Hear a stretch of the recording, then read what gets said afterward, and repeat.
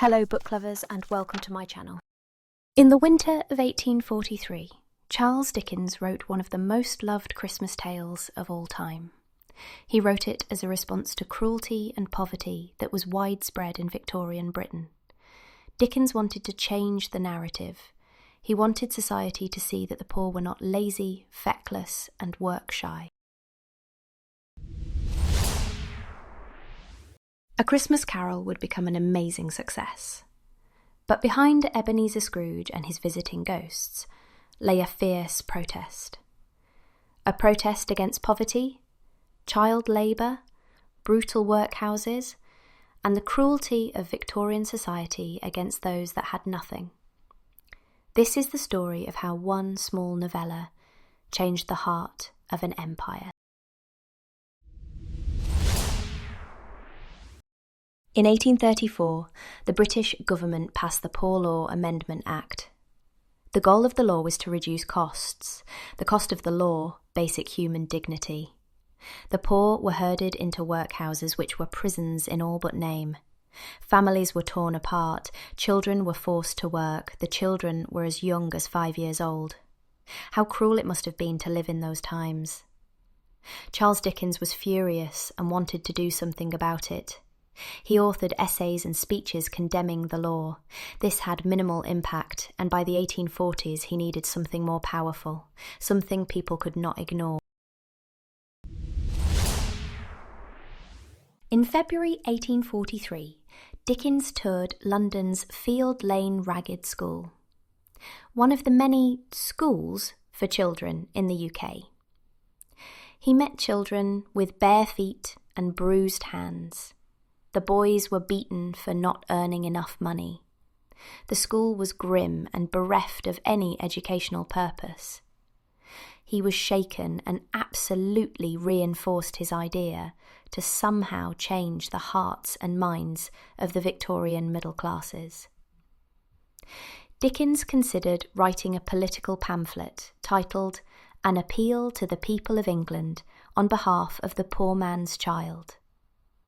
But he changed his mind. He knew a story would have a deeper impact than a pamphlet ever could. Stories move people. Information in a leaflet, not so much. That October, Dickens locked himself in his study. He wrote obsessively by day, and at night he paced the streets of London muttering dialogue. 6 weeks later, and it was finished. The ghosts, Marley's chains, Tiny Tim and Scrooge himself came together, and the cultural phenomenon was born.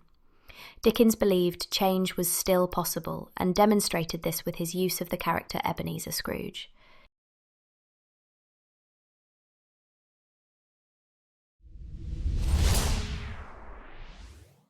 Dickens published the book at his own expense. He was determined to keep the price low, and it sold out in 6 days. The reviews were glowing. More importantly, so were hearts. Change was in the air. One factory owner gave his employees the day off and doubled their wages after reading it. Charitable donations in London spiked. A Christmas Carol helped refocus Britain's view of poverty, not as a moral failing, but as a shared societal responsibility. The theme is as relevant today as it was back then. Dickens gave readings to raise money for hospitals and ragged schools.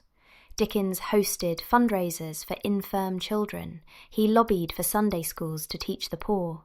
And in one letter, he wrote, "I have always striven in my writings to express veneration for the life of the poor." When A Christmas Carol hit shelves in December 1843, it sold 6,000 copies in 1 week, unheard of for a novella. The reviews hailed it as a miracle of charity and imagination. Charles Dickens spent the rest of his life campaigning against child labour, for education, for prison reform. Today, every food bank, every toy donation, every holiday charity can trace its roots back to his little red book. Today we think of A Christmas Carol as warm and nostalgic, but it was and still is a protest story, a call to activism. It shaped how we think of charity, generosity, and even Christmas itself, and it reminded a nation that humanity is not found in profit margins or workhouses, but in mercy, in compassion, and in second chances. Thank you so much for watching.